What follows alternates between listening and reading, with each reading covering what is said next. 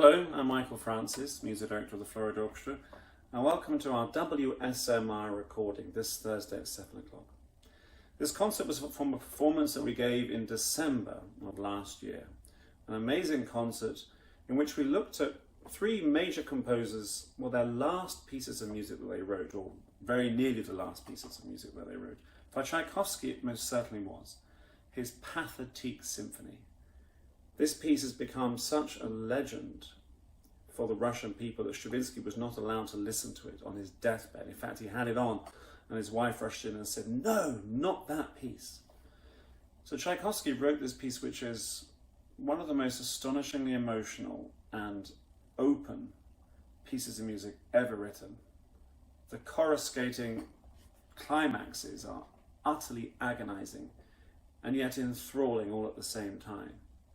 The word pathetique is often misunderstood. It actually comes from the Russian word patitishskaya, which means passionate. And to understand this, we have to look at the person to whom this piece was dedicated, Vladimir, his nephew, or affectionately known as Bob. For indeed, there's a lot of evidence in his letters that he was in love with his nephew. So this piece is very much about this concept of forbidden love, for when it was written in 1893, of course, homosexuality was illegal. Tchaikovsky was 53, he died very young. So when we start this symphony, we're deep down in the lowest part of the orchestra.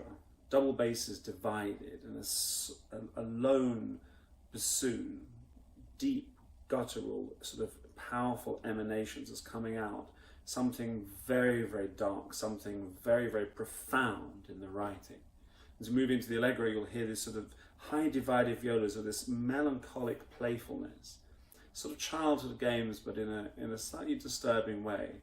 And the music eventually gives way to this glorious moment in D major. Most of the symphonies in B minor. That may not sound particularly interesting, but they're both of the same things. Both have two sharps, D major and B minor. D major is the key of Vladimir or Bob, and B minor is the key of Tchaikovsky. So there's these wonderful moments of Arcadia, of some sort of beautiful idyll where they can live. And this continues, and this love romantic theme pours out in the first movement until suddenly, out of the blue, a maelstrom bursts forth. We suddenly find ourselves in a novel or a work of art by Milton. This feels like Dante's Inferno. This is almost a glimpse of hell. Why? Because Tchaikovsky felt that he was going to be judged to hell in the Russian Orthodox Church for his crimes of homosexuality as he saw it.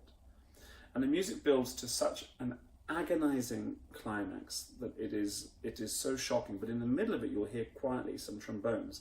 And they're playing a Russian Orthodox chant of "Repose your soul." For him, of course, that represents the judgment of the church, and perhaps even eternal judgment.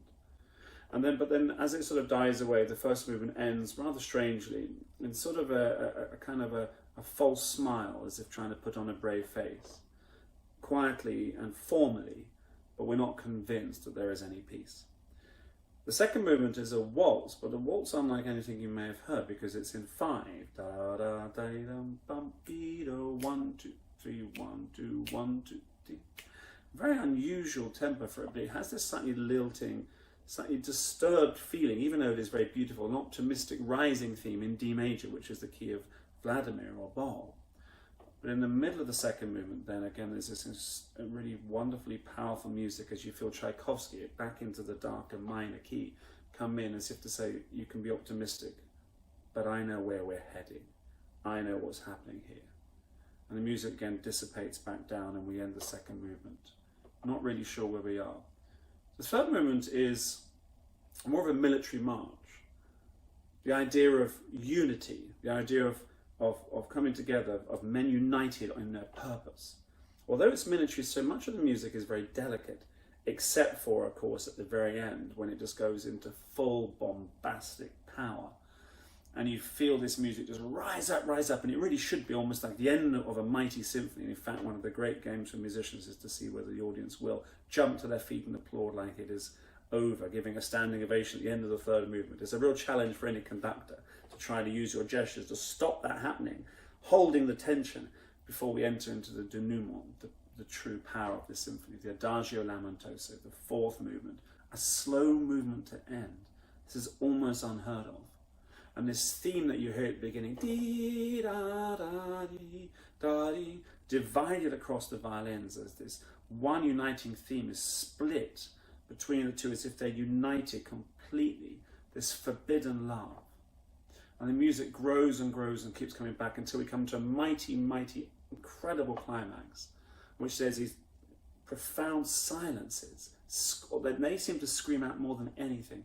And when that theme comes back, now they're split apart, as if they're split apart for eternity.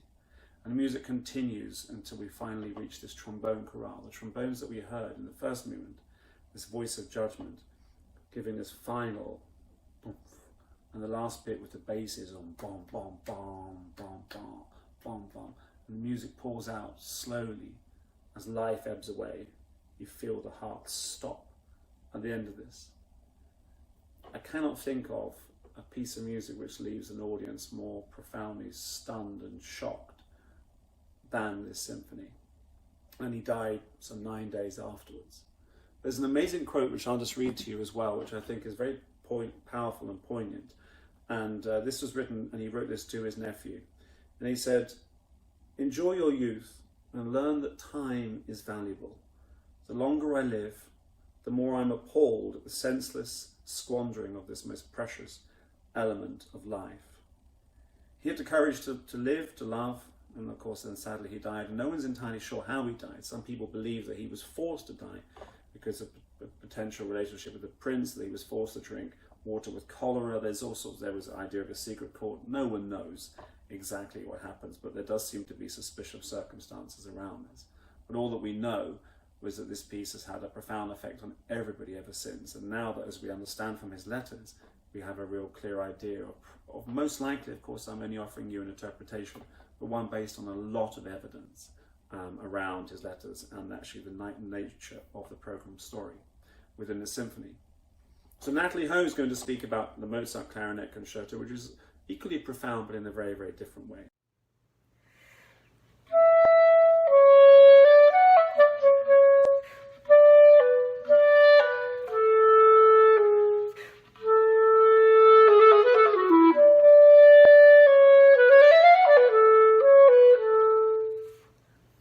Hi, I'm Natalie Hoe, Principal Clarinet of your Florida Orchestra. I hope all of you are safe and are hanging in there during the stressful and unnerving time. The musicians wish to share their voices with you on stage again. But until that day comes, please tune in to Classical WSMR 89.1 and 103.9 FM radio every Thursday at 7 p.m. or online at wsmr.org. This week's program includes Mozart's exquisite Clarinet Concerto and Tchaikovsky's passionate and heartbreaking Symphony No. 6. This Clarinet Concerto holds a special place in my heart, as it is the piece in which I first discovered the clarinet when I was 6 years old. Mozart composed this piece for his friend Anton Stadler in 1791, and it was to be played on the basso clarinet, which has an extended lower range. It was later adapted for the A clarinet. This concerto is essentially a compact opera, where the clarinet and the orchestra portray contrasting characters. It is very fascinating when you have back-to-back phrases that are completely different stylistically, and you, as the soloist, have to change the colors and sound to match. Mozart allows us to showcase how human-like the clarinet is, and how it can imitate all the inflections in our voice. And this was the characteristic that drew me to this instrument in the first place. The first movement, which you heard an excerpt of at the beginning of this video, is very graceful and conversational, yet it still allows for the clarinet to show off, the coloratura abilities. The second movement, arguably Mozart's most sublime slow movement, is ethereal, but also sings loneliness, loss, and reflection. As our world is currently at a halt, this movement seems particularly poignant, and I hope you all can seek refuge in its beauty.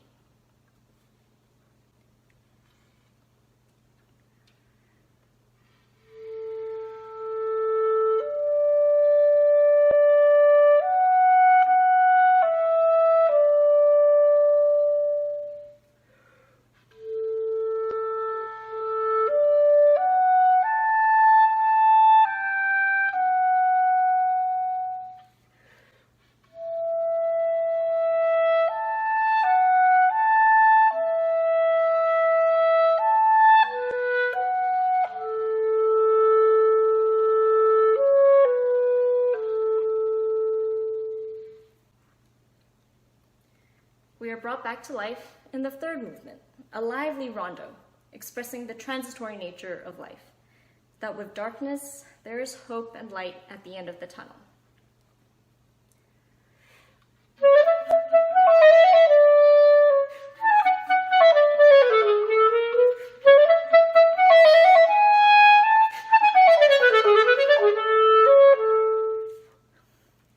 This movement, though intertwined with dark minor harmonies, gives the clarinet many virtuosic opportunities, ultimately propelling us into a glorious ending.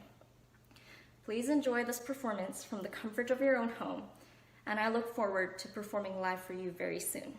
Thank you. So our first piece in the program is Beethoven's Consecration of the House Overture. This was written in 1822, one of the last orchestral pieces that he wrote. He died in 1827.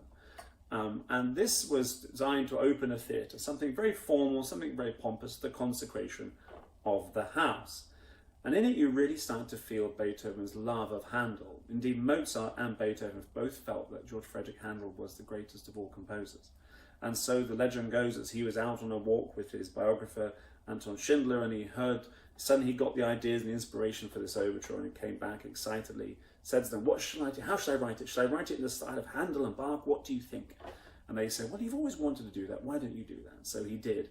And this music is wonderful. It's so uplifting, so joyous, and so mature, but also a great homage to Handel. Sort of very formal, pompous and serious, but joyous opening, building up to some trumpet fanfares with the most outrageously skittish and silly bassoon writing. It's just, so if you can hear that in the recording, you'll enjoy that underneath the trumpets. And then we have a sort of a build up to a very fast allegro, and there's these tremendous scales flying back and forth like a great piece of Handel. It really has an idea of like you're watching a cathedral being built around you with all the various images and artwork and architecture all sort of perfectly lining up. A brilliant showcase for an orchestra and a wonderful way to start this very profound concert. We hope you enjoy it. We hope you've been enjoying this series on WSMR. We're very grateful to WSMR for allowing us a chance to bring music to our beloved Tampa Bay community. We're missing performing for you, and as we now know that we won't be doing any more live concerts this season, unfortunately because of the COVID-19 virus, but we are excited to come back, of course, next season. But do keep an eye out on the website. We have all sorts of great ways of bringing music to you on our TFO at Home part of our website. Thank you very much and enjoy this performance.